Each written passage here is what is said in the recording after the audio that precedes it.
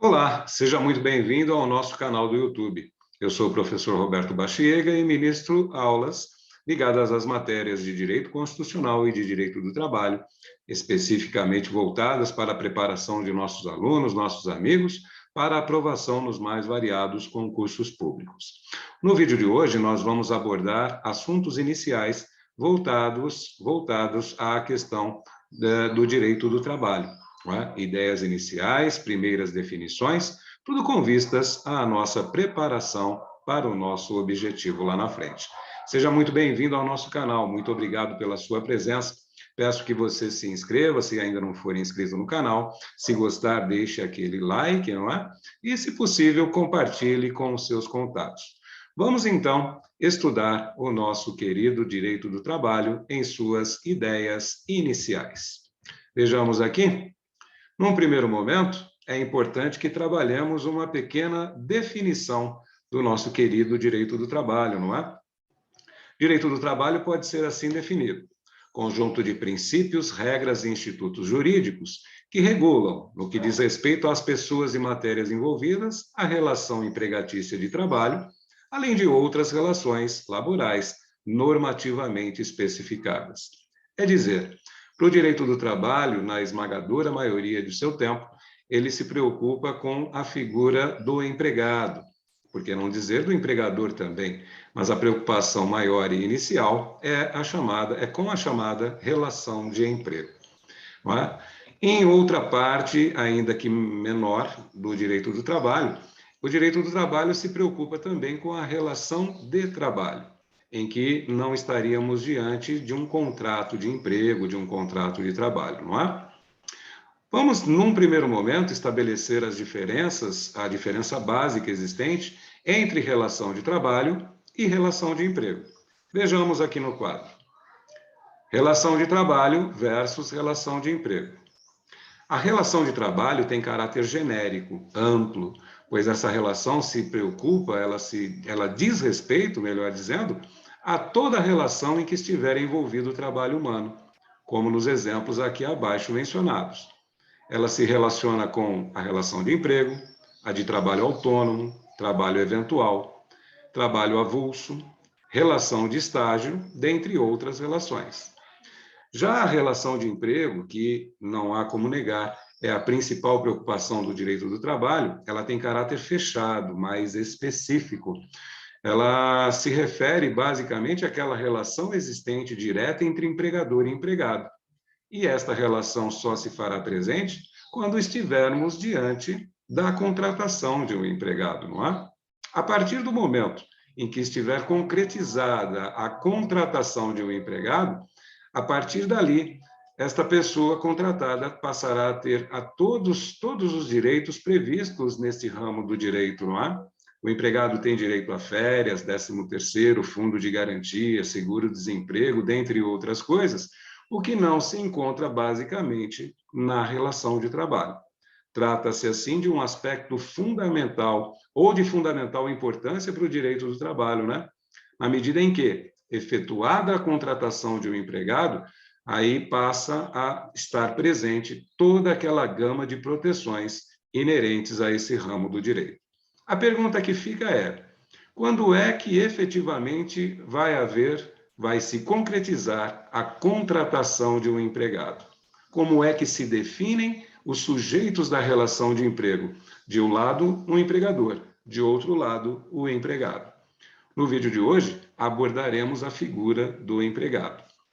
O empregado é definido, vejamos aqui, sujeitos da relação de emprego, ele é definido basicamente pelo artigo 3º da CLT, Consolidação das Leis do Trabalho, e assim se caracteriza.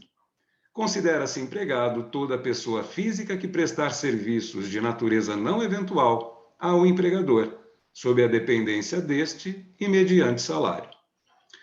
Para esmiuçarmos um pouco melhor esta ideia, basta nos pensar num primeiro momento da seguinte forma: para que eu, por exemplo, seja contratado como empregado, naquela relação, eu preciso reunir em mim mesmo 5 elementos básicos, fundamentais e caracterizadores da figura do empregado.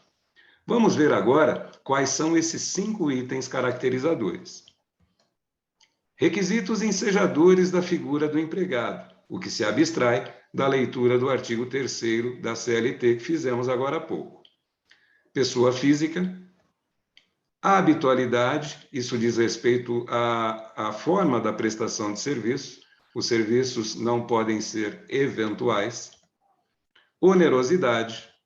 E aqui, os 2 principais requisitos, a meu ver, caracterizadores da figura do empregado: a pessoalidade e a subordinação. Vamos agora tecer alguns comentários iniciais sobre cada um desses requisitos. Vamos lá? Pessoa física. Primeiro elemento caracterizador da figura do empregado. Pensemos no seguinte: numa relação de emprego, você tem 2 partícipes, o empregador e o empregado. É fácil concluir que, na esmagadora e quase totalidade das relações de emprego, o empregado se traduz, se reveste da figura do hipossuficiente, pois ele, como vamos ver daqui a pouco, ao celebrar um contrato de trabalho, ele se sujeita aos poderes do empregador. Por esta razão, de fundamental importância o direito do trabalho, pois a partir dali, uma das figuras principais, para não dizer a principal figura em termos de sua preocupação do direito do trabalho, é claro, é a figura do empregado. Nesta medida, necessariamente, o empregado tem que ser uma pessoa física. O outro elemento caracterizador da figura do empregado, isso se refere, melhor dizendo, à forma da prestação de serviços, né? A sua periodicidade. Habitualidade é no sentido de que a prestação de serviços que vai ser feita por esta pessoa física, ela não pode ser eventual. Eventual é aquele tipo de trabalho que é prestado como um evento futuro e incerto. A prestação de serviço será eventual quando nós temos a seguinte situação diante de nós. O trabalho será efetuado um dia, mas nós não sabemos definir quando. A prestação de serviços ocorrerá, mas as partes não têm como determinar quando essa prestação de serviço se dará. Por exemplo, pensemos no trabalhador autônomo, não é? Trabalhador autônomo, assim efetivamente caracterizado, ele presta seus serviços de forma eventual aos contratantes, porque o trabalho eventual, como visto, é um evento futuro e incerto. Se estivermos, por exemplo, falando de um empregado urbano, ainda que ele seja contratado para prestar seus serviços uma única vez por semana, este trabalho, esta prestação de serviço será considerada como habitual e, portanto, estará dentro de um dos requisitos ensejadores da figura do empregado, qual seja a habitualidade. Próximo elemento caracterizador da figura do empregado é a onerosidade. Como está no quadro, o empregado aufere ganho econômico no desempenho de suas funções. Não é verdade? Na contratação de um empregado, sempre é feita a definição do seu salário base, ainda que seja uma remuneração variável, como, por exemplo, aqueles trabalhadores que trabalham somente à base de comissões, os comissionistas puros, muito comuns, inclusive, no comércio. Vamos agora aos 2 principais elementos caracterizadores do empregado. Estes são fundamentais. Primeiro desses 2, a pessoalidade. Significa o seguinte: o contrato de trabalho engloba uma série de obrigações que são consideradas pelo direito, no nosso caso, o direito do trabalho, no caso de hoje, não é? Isso é considerado, as obrigações são personalíssimas. Personalíssimas. O que isso quer dizer? Uma obrigação personalíssima só pode ser cumprida por aquela pessoa que a contraiu. Exemplificando, um empregado, efetivamente empregado, ele não pode, a seu bel prazer, mandar que outra pessoa vá cumprir as suas obrigações decorrentes do contrato de trabalho, ainda que ele esteja, por exemplo, em gozo de férias. Pensemos, o empregado em gozo de férias, ele tem alguma de suas obrigações em estado de latência. Elas ficam suspensas, como, por exemplo, a prestação de serviços. mas outras obrigações oriundas do contrato de trabalho continuam vigentes. Exemplificando, o empregado em gozo de férias não pode agredir fisicamente um superior hierárquico, pois, nesta condição, mesmo em gozo de férias, ele poderá ser demitido por justa causa, com as consequências maléficas deste fato, não é? Especialmente em termos de recebimento dos direitos rescisórios. Vale dizer, pessoalidade. O contrato de trabalho se traduz num conjunto de obrigações personalíssimas. Somente aquela pessoa contratada pode cumprir estas obrigações.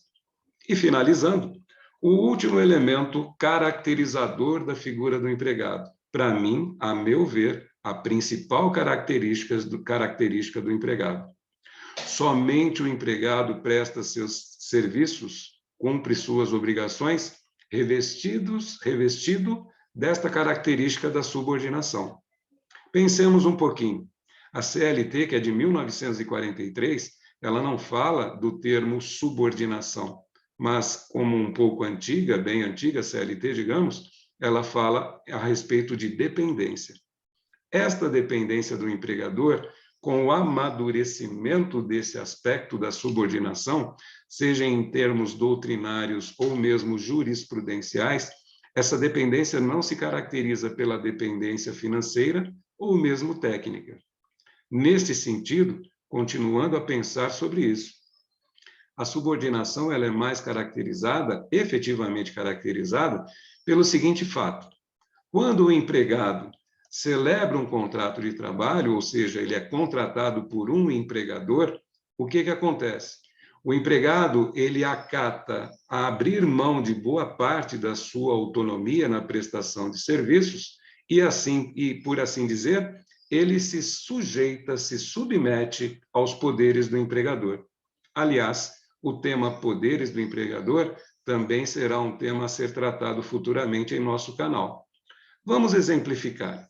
O empregador, diante da relação de emprego, ele tem alguns poderes, especialmente o poder de direção, dos quais, o poder diretivo, né, do qual outros poderes são decorrentes.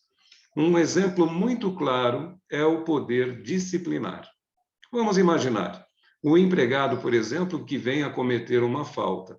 Esse empregado pode ser, como decorrência desse poder disciplinar do empregador, ele pode ser punido disciplinarmente, não pode? Eventualmente sendo advertido verbalmente ou por escrito.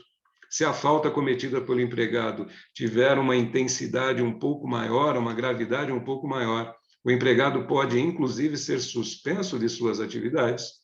E se essa falta for extremamente grave, grave a ponto de romper aquele elo de confiança na manutenção do emprego, o empregado pode vir a ser, inclusive, demitido por justa causa, não é assim? Então, subordinação se traduz pelo entendimento atual e, felizmente, já bastante sedimentado e consolidado, no aspecto de que, quando o empregado é contratado, ele se sujeita, ele se submete aos poderes do empregador. Está combinado isso? Estamos entendidos? No vídeo de hoje, portanto, nós tivemos a possibilidade de traçar algumas ideias iniciais sobre o nosso querido direito do trabalho. Falamos sobre sua definição, falamos sobre a diferença básica entre relação de trabalho e relação de emprego, e falamos de um dos sujeitos da relação de emprego, qual seja a figura do empregado. Só lembrando, para eu ser efetivamente empregado, em mim mesmo, tenho que reunir aqueles 5 elementos dos quais falamos há pouco: pessoa física, habitualidade, onerosidade, pessoalidade e remuneração. Ou, perdão, e subordinação. Ficou claro isso? Tudo tranquilo? Então, tá joia. Muito obrigado por você ter visitado o nosso canal aqui e nos próximos vídeos nós abordaremos na sequência outros aspectos de fundamental importância do nosso querido direito do trabalho. Até o próximo vídeo.